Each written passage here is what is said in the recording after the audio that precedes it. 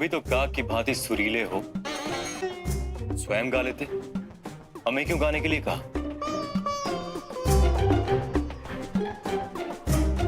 बहू, चल रहा है मुझसे, देख मेरी प्रतिभा से चल रहा है। बताओ बहू, हम दोनों में से श्रेष्ठतर गायक कौन है?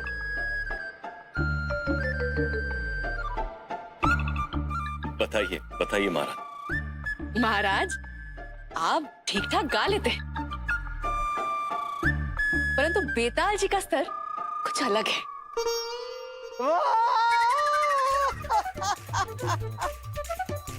बेताल जी, आप हमें कुछ मधुर आलाप सिखाएंगे? हाँ अवश्य। मैंने राग कर्कश की रचना की थी प्रेत घाटी में, जिसे सुनने के लिए उल्टे लटके प्रेत भी सीधे हो जाते थे।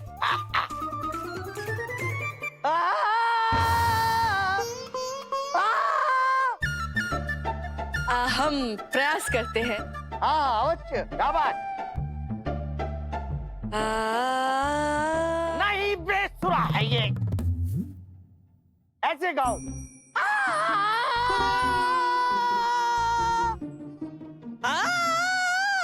बस बस कीजिए आप तो।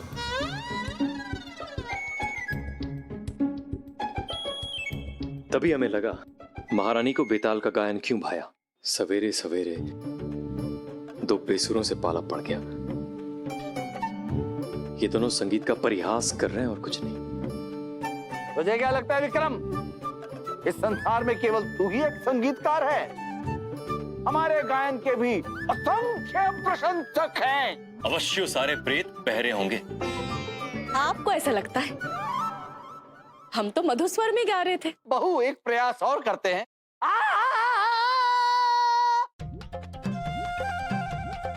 जिसे पसंद ना हो चला जाए। बंदर महाराज, क्या आप जाने कहाँ जा अदरक रहे हैं? का स्वाद। हमने अपने हाथों से मालपुए और खीर बनाए हैं बेताल जी के लिए। उचित है, और स्वागत सत्कार कीजिए। क्यों ना करें, हमारे जेठ जो ठहरे। वाह वाह! राजन, राग विभत्स तो सुनता जा। महारानी को सुनाओ। बहू, तुम भोजन परोसो, तब तक मैं राजन को राग विभत्स का एक अंतरा सुना के आता हूँ। अवश्य। अरे राग विभत्स का अंतरा तो सुनता जा।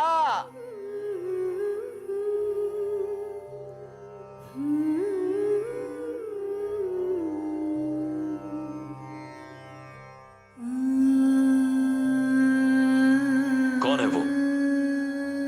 इतनी सुरीली, अद्भुत, अलौकिक, अप्रतिम।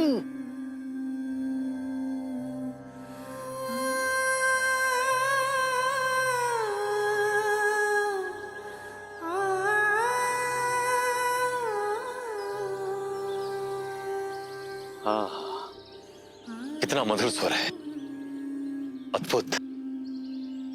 इसे कहते हैं गायन बेताल। और एक तुम हो, बेसुरे सुरों के हत्यारे। अरे जा, तुझमें संगीत की समझ ही कहाँ है? तुझमें संगीत की समझ होती तो तू कहता, तुझ जैसा गायक विरल ही होता है संसार में बेताल। वो तुम अब भी कहते हैं बेताल।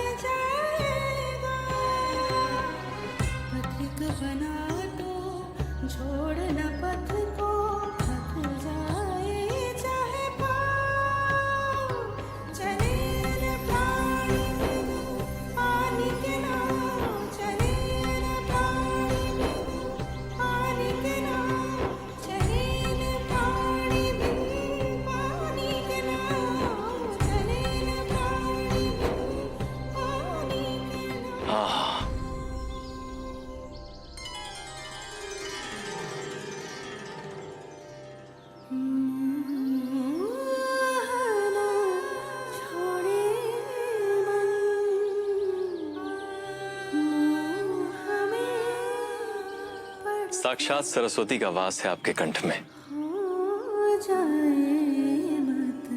सचमुच आनंद आ गया आपका गायन सुनकर। क्या परिचय है आपका? सम्राट, ये महाजोगिनी ऋतंभरा है। नगर के बाहर मंदिर में हमें मिली। सम्राट, इनका गायन सुनकर हमें लगा कि ऐसी महान प्रतिभा को आप जैसे पारिखी से मिलवाना आवश्यक है। परंतु सम्राट, इनका कहना है कि ये अंदर तभी आएंगे जब आप स्वयं इन्हें बुलाएंगे। ये तो हमारे लिए सौभाग्य की बात है कि आप हमारे नगर में पधारी। आइए, स्वागत है आपका। आपकी महानता की गाथाएं हमने बहुत सुनी। अहोभाग्य हमारे जो आज आपके दर्शन हो पाए। आइए। हमें रोकने चले थे ना? अब स्वयं आमंत्रित करके ले जा रहे हो विक्रम।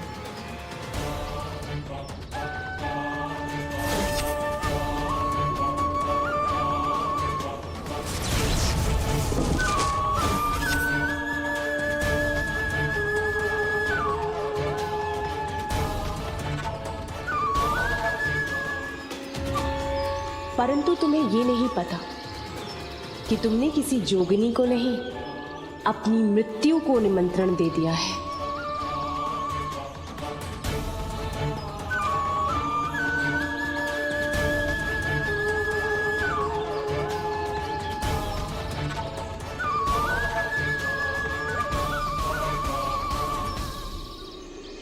राजन, ऐसी परिस्थिति में एक अपरिचित स्त्री को महल में लाना उचित नहीं होगा।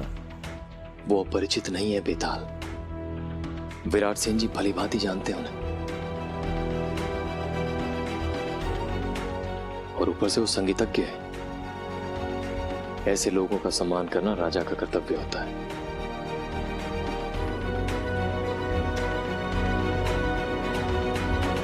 महाराज, आप अभी किसी से बात कर रहे थे? आपका हमारे महल में स्वागत है।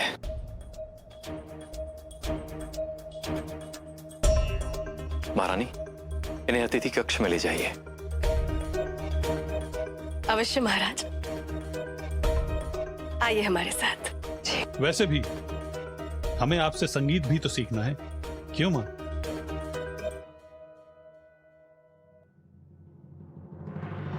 शरीर से जितना सबल है, बुद्धि से उतना ही दुर्बल।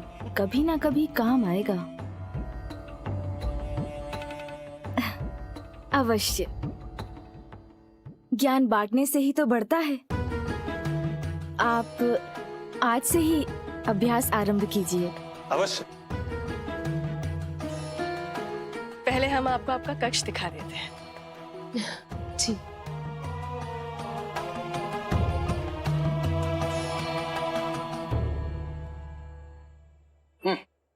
ज्ञान बांटने से बढ़ता है। इतनी मीठी मीठी बातें, इतना शिष्टाचार। विक्रम, कहीं ये पुतली तो नहीं है? लगता है तुम्हारे मन में संदेह का बीज पड़ गया है बेताल। कहीं ऐसा ना हो तुम महारानी को भी पुतली समझने लग जाओ। विक्रम, तू ऐसे समय में भी परिहास कर रहा है। परिहास? हम तुम्हारा दुख समझते हैं बेताल। जो स्वयं मेढक की तरह टर्राता हो, उसे मधुर स्वर से समस्या तो होगी ना। विक्रम, मेरे सुर सुर हैं और उसके सुर असुर हैं। ठीक है, तुम दोनों की प्रतियोगिता करवाते हैं हम। तुम्हें भी ज्ञात हो जाएगा कितने बेसुरे हो तुम। राजन, बेताल के सामने बड़े बड़े नहीं टिक पाए। हो जाए प्रतियोगिता। देखना, तेरी वो जोगनी ऋतंभरा तेरे सामने मुझे संसार का सर्वश्रेष्ठ गायक स्वीकार करेगी। हाँ। ये है आपका कक्ष।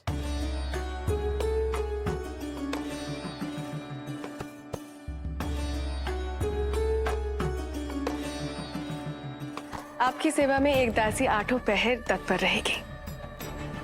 कुछ भी आवश्यकता हो, आप निसंकोच इसे कह सकती है। धन्यवाद महारानी, हम आपके कृतज्ञ रहेंगे। अब विश्राम कीजिए।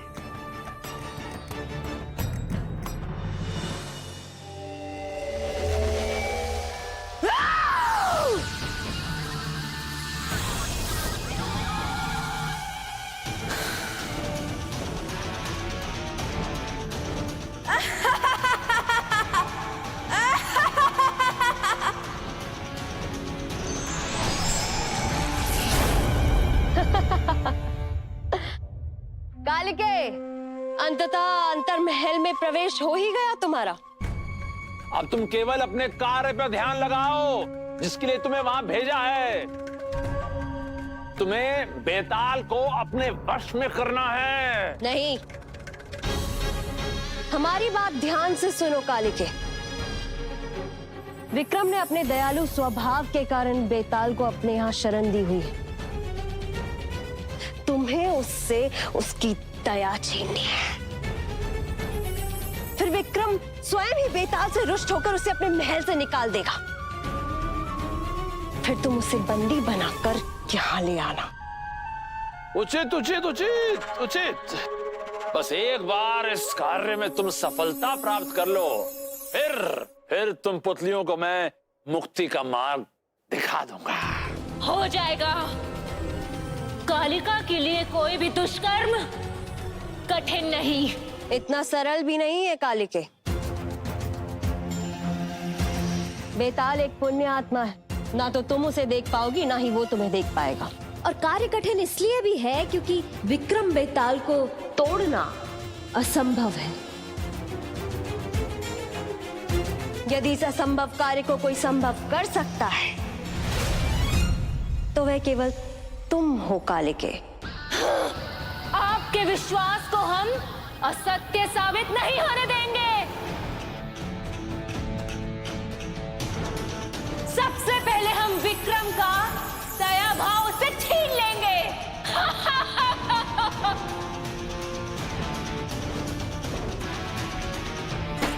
इसे कहते हैं वक्रीय ग्रहों का भी अपने अनुसार चलना। मुझे तो कुछ करने की आवश्यकता ही नहीं है।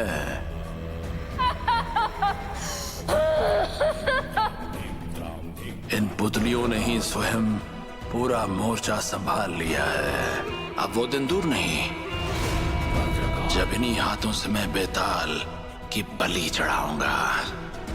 और अब उसका प्रिय मित्र विक्रम भी कुछ नहीं कर पाएगा।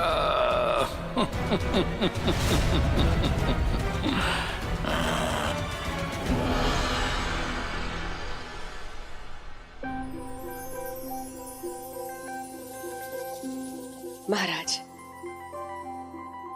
दूध।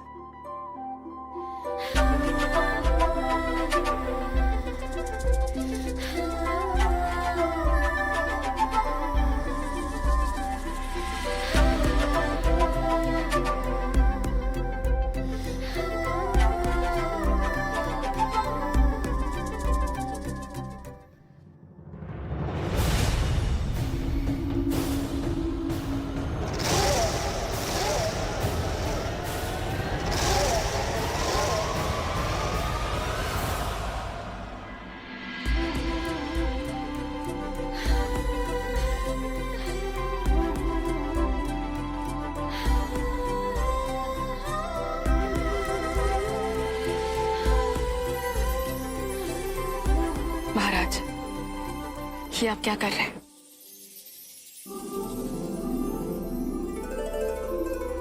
हम अपनी पत्नी से प्रेम कर रहे हैं। किसी को कोई आपत्ति? महाराज, कोई देख लेगा। छोड़िए हमें।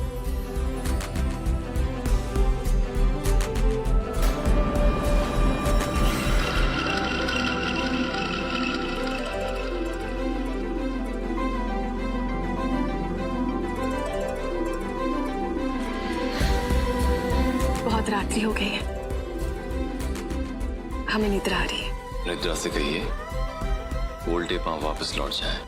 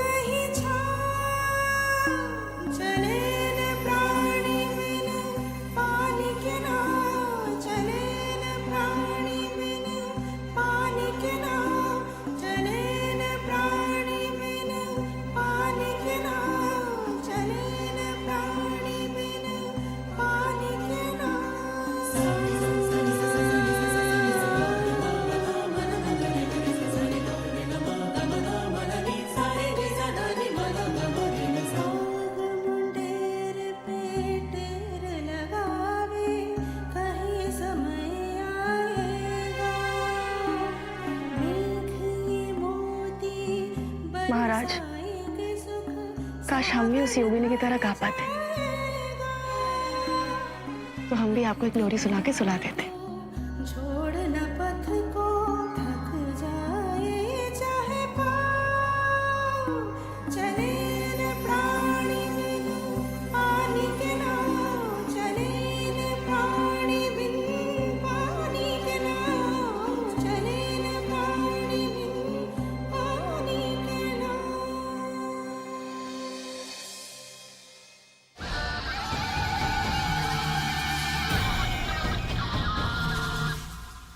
सो गए विक्रम।